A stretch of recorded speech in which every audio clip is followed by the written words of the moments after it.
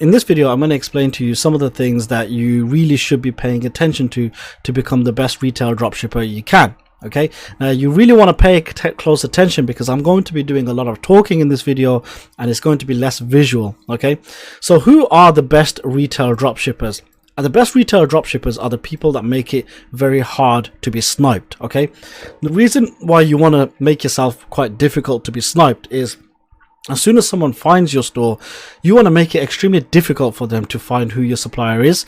And you want to make it extremely difficult for them to just not focus on your account, because 99% of the dropshippers out there, they just want the easy route out. They just want to make quick money and they want to do it the fastest way possible. So they may find a good account, they may find a good drop shipping account using Zik Analytics, but if they find it too hard to snipe this store, then what they're going to do is they're just going to give up and move over to the next store. So let's look at something. So multiple suppliers. Why is it important to use multiple suppliers?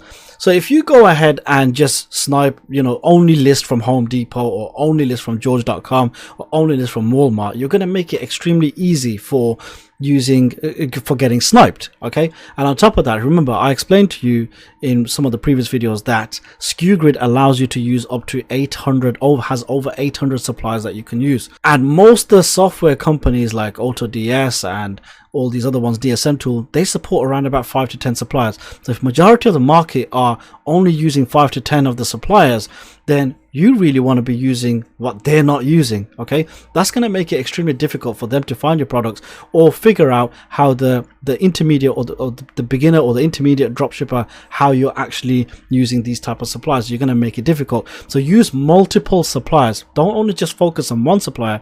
You can actually use multiple suppliers. So they may think, oh, they hit the jackpot when they find your one supplier, but then they're going to try and go down your store and try and find other items, and they're going to think, hold on, this is a different supplier. Then they might actually genuinely think, and let me tell you, I've done this before. When I first started drop shipping, is when I saw that they were using multiple suppliers, and I just thought to myself, maybe they are a supplier themselves. Okay, so you want to get in the habit of using multiple suppliers. If you are starting out, obviously firstly you just want to start off with one, familiarize yourself with one, how it all works, and then you definitely want to start expanding and start using multiple suppliers. The next thing is you want to be using your own images. Okay, if you start using your own images, where I've showed it to how you can create your own images, you want to definitely want to go ahead and use your own images. Why?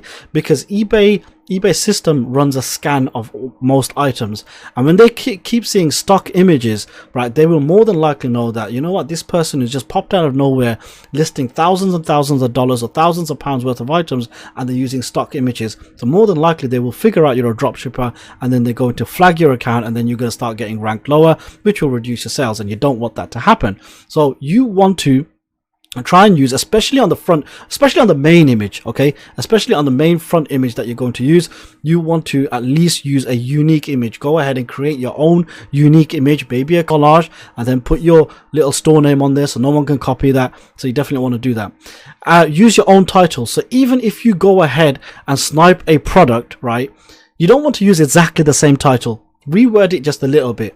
Obviously you want to take the main keywords and then just see where you can improve it. Remember, someone has clicked on a product, they've browsed through eBay, they've clicked on a product, they saw the product, and they've parted with their cash. So you know this product itself it's worthy of people parting with their cash for. Okay, so people will buy this product. This is a product that will sell. But what you want to do is you don't want to use the same title as every other joker under the sun. All right, so what you want to do is you want to use most of the title and maybe see if there's any words that you can improve on. Make it a little bit more unique, driving traffic where other people would have missed out on. And really, you also want to use your own description. I showed you how easy it is when people just copy and paste descriptions, and they copy the description and paste it into their product, right? I showed you how easy it is to find that supplier. When someone finds a hot selling product on your store, they copy your description, they're going to find your supplier. All they're going to do is they're going to copy your title, they're going to copy your images, they're going to copy your description, they're going to undercut you, and it's going to make it, it's going to make it your product potentially sell less. So for that reason, you definitely want to be creating your own descriptions, rewording it in such an effective way that even if you just go ahead and copy it, even test it yourself. Copy the description that you wrote out, paste it into Google, and see if you can find it. If it's difficult to find, then more than likely you made it extremely difficult for people to find your store or find your supplier. So this is something that you definitely need to do. make sure that you complete all item specifics. Okay, eBay, I've explained it to you before, you definitely want to be creating all item specifics. Don't leave anything blank. The more you complete the specifics, the more likely your product will get found and the better it will do for you. Bundle listings, you know, one thing most people do, I bet you know what, most of you watching this still have not probably listed your own bundle listing yet. But you know what, you want to start creating some bundle listings. Say for example, there's a really good backpack, you find a matching wallet, backpack and wallet set, backpack and bottle set. There's so many descriptions. You can get so creative. You can create so many unique listings that people cannot copy, right? Because these will be unique listings. Maybe you can double up on certain items. Say for example, there's a chest of drawers, a bedside cabinet. Now if you go to Walmart, for example, so what you can do is maybe you can create a bedside cabinet set, a set of 2, which will then push the price to become over $45, and guess what, you've just offered free delivery on that, which will make your price more effective. Get creative with bundle listings. Focus on a maximum of 1,000 items. Okay, so many people, so many dropshippers, I see them, they got 10,000, 20, 30, 40. I've seen stores with over 100,000 items. The more items you have, the less attention to detail that you're going to pay to. Now 1,000 items is a lot itself. Okay, 1,000 items is a lot of items. However, what you want to do is you want to gradually grow your store slowly. And if you're doing retail dropshipping, you definitely do not want to grow too fast. If you grow too fast, because what you'll need to realize is that products from retail dropshipping, when you're dropshipping from UK to UK or US to US, these items will sell a lot faster than they would from China. Okay, although the profit margins are lower, they will sell a lot faster because of the fast delivery times, the fast shipping times. So people are more likely to buy these products. But if you start getting a substantial amount of sales in a short period of time, then you're going to raise eyebrows on eBay. They may give you what's called an MC011 suspension, where you're going to have to then provide evidence of all the products that you own, which can be overcome, but it's still quite fairly time consuming. Okay. And when you are doing retail drop shipping, you really just want to be focusing on more of the higher ticket items that will sell for more than $30, more than $40, more than £20, more than £30. And you really just want to be focusing on these type of items, because although China is fantastic, right? It does, you know, you can make really good profit margins. Products are low price, but you can sell them for a good markup. When you are looking on doing retail drop shipping, then you just definitely want to be focusing on items that will sell for more than £20 if you're in the UK, or more than $30 if you are in the US. You definitely want to be looking at back end profits. The next video I'll be talking specifically about back-end profits. But back-end profits, I kind of explained it in the last video, where I showed you that the seller was probably selling the product at a loss on eBay. However, they're using things like, you know, cashback websites, they're using things like cashback credit cards, they're using you know, maybe discount voucher codes as well. And I'll explain to you the exact strategy that you can use in the next video, so you can go ahead and follow through with that, and then see how you can effectively start making some really good healthy back-end profits. And it will potentially, if you do it right, you can actually, you know, get an extra 5 to 10% profit just by using the back-end methods. Only use suppliers with tracking. Okay, this is very, very, very important, because if you start delivering items without tracking, eventually eBay will suspend your account. This is why I tell people, do not use Amazon. Amazon, they have their own tracking system.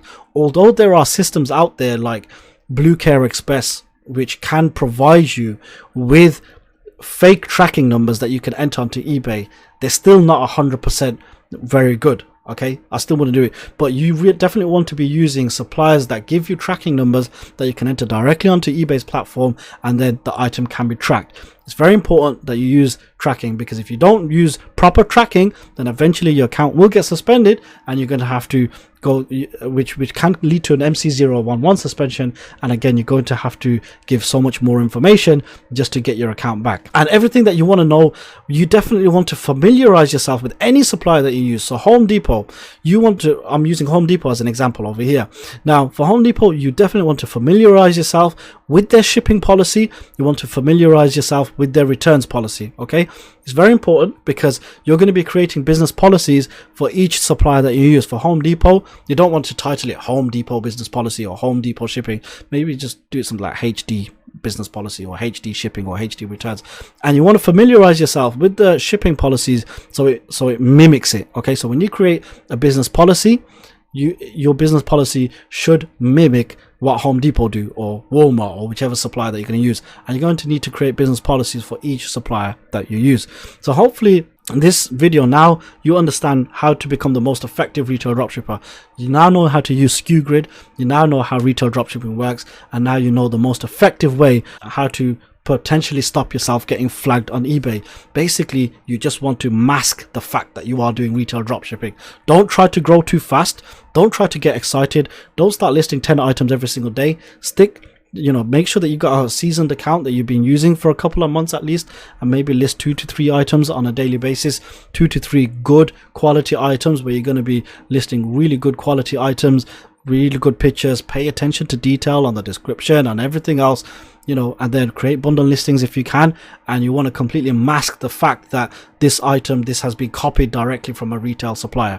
So those are the things that you want to do. Another thing that you may want to add to that is the warehouse location. So when you are working with any of these suppliers from SKU Grid, over 800 for you to choose from, if you can find out the warehouse location where they will ship the items from, that will be absolutely fantastic. What will make it even better is if they use just the one warehouse where they ship all over the country from the one warehouse. That way you can put specific warehouse location, put the city and put the zip code or postcode in there, and that will be perfect. However, if they are using multiple locations, because you will find that when it comes to bigger retailers, they will more than likely have multiple warehouses where they ship from multiple locations. And in these instances, what you're going to have to do is just kind of put one warehouse location, zip code or postcode, and then where it says city, just put in multiple locations. There is nothing else you can do with that. Okay, so I know this question comes up many times, but there really is nothing else you can do. So if they do send from multiple locations, you're just going to have to put in multiple locations, because in effect that is the truth. It will be being sent out from multiple locations. Hopefully that video helps. Let's go over to the next video.